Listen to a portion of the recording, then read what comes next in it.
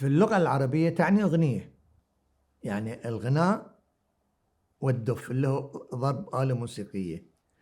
فتم توارث هذه هني بمعنى فن الصوت. ويقولون أحيانا صوت، يعني غن لنا صوت، بس هو صوت للتقاليد. تقاليد أول شيء آلة المرواس.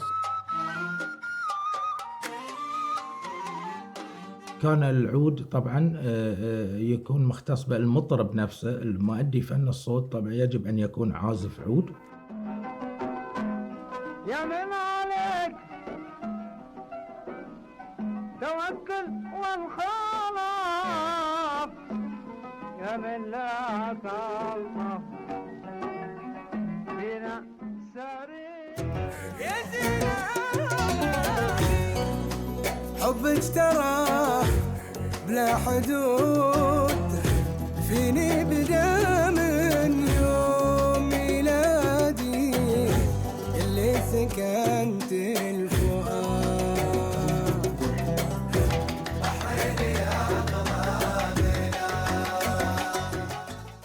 اللي خلاني أجرب فن الصوت أنه هو فن من فنون البحرين الشعبية والتراثية. قبل لا أفكر في أني أنا أجرب هذا الفن جربت فنون أخرى من دول عالمية. فلما يتمعنت في فنوننا لقيت أنها هي غنية وفيها كنز كبير احنا لازم نحافظ عليه ونستمر في التعرف عليه، علشان هالكنز لازم يوصل لجميع الناس. جوب الأخضر وزاد لي شان، حنا حباط أخضر بكل بستان، ومن عشقنا ما هني بمرقد، حنا المطر نسقي جميع الأشجار. ودائما في رقص يسمونه زفن، والزفن في اللغة نوع من أنواع الرقص. اثنين يروحون ويون بحركات جميلة متناسقة.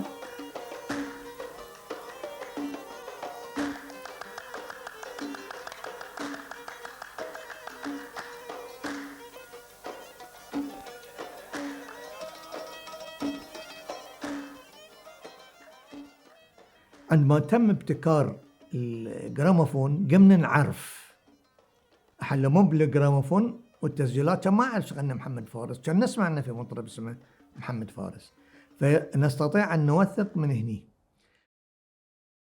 محمد بن فارس رائد الطرب الشعبي في البحرين، ولد في عام 1895 ميلادية في مدينة المحرق، وتعلم العزف على العود والغناء من أخيه الأكبر عبد اللطيف بن فارس. وقد استطاع هذا الفنان تقديم غناء فن الصوت وتفعيل ساحة الغناء في البحرين والخليج.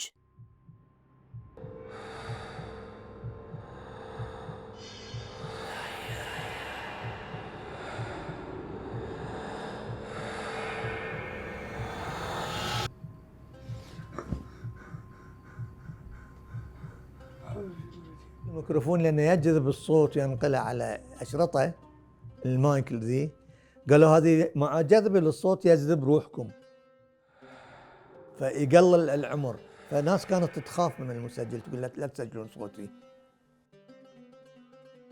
لما نتكلم عن فن الصوت احنا نتكلم عن أول فن موسيقي، ما كان هناك فن موسيقي بحريني قبل فن الصوت.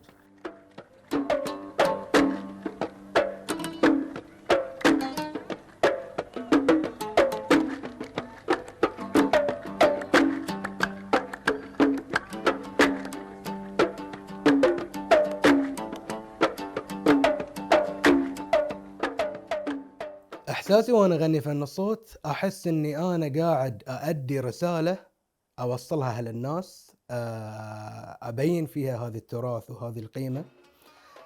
أحس بالفخر لأني أنا في النهاية قاعد أؤدي شغلة الوطن يعتز فيها. وهذا سيدي شيئا عجيب، أتهجرنا وأنت لنا حبيب.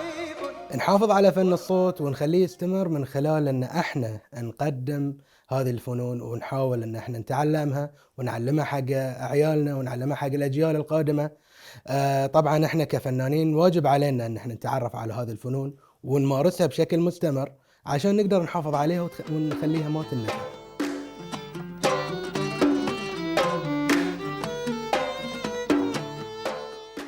فن الصوت يقدم بطريقة ارتجالية، أي أن هناك صيغة لحنية ثابتة ولكن يرتجل في تقديمها المطرب. الإيقاع الأول يطلق عليه الإيقاع العربي، وهو بميزان 6 على 4، والقالب الثاني يطلق عليه صوت شامي وهو بميزان 8 على 4.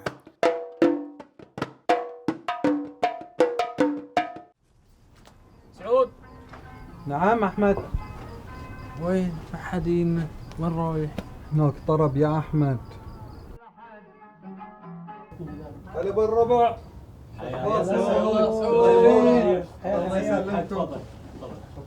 كانوا يستخدمونهم أصحاب المقاهي لاستقطاب الزبائن. أول ما ظهر الراديو أما صارت شوية نكت، في واحد حق فخرو قال له هذا الراديو مالك فيه حضيري، فراح عقب الصلاة قام شغله، قالت شو اسمه حضيري؟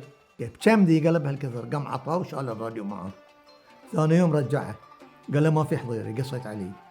عاد قاعد يلقي عليه محاضرة، قال له ترى هذه مو بداخله ويغني لك، هذه اللي بالثونة يلقطه.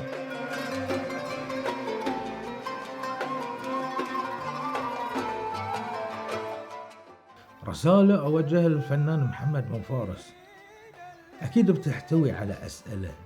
أول سؤال بسأله بقول له أنت شلون لحنت صوت لمع البرق اليماني؟ شلون لحنت صوت يا جزيل العطا؟ الشباب طبعا يعني لاحظت أنا في الفترة الأخيرة أن في وايد من الشباب بدأوا يتذوقون هذا الفن وبدأوا يتعرفون عليه أكثر، وهذا الشيء وايد حلو.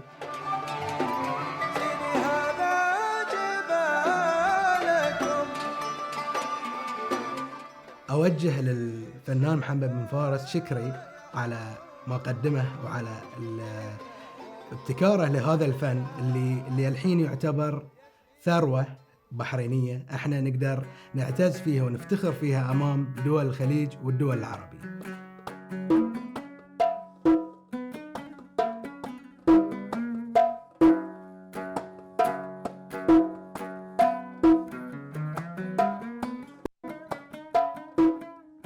وقد استطاع هذا الفنان تقديم غناء فن الصوت وتفعيل ساحة الغناء في البحرين والخليج تفعيلاً قوياً ما زال صداه يتردد بعد مرور حوالي 70 عاماً. ضيعتك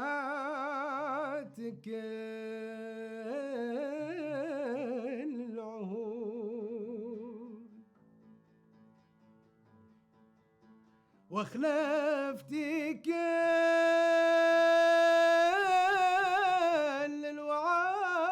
الوعادي، الحب كله نكاد.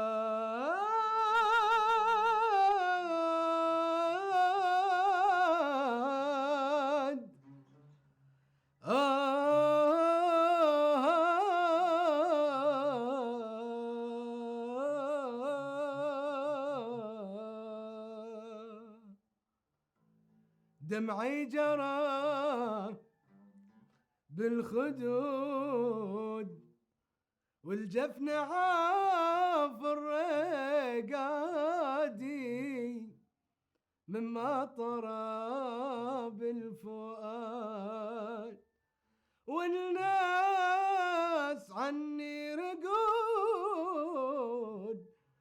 وانا بصوتي انادي بالدار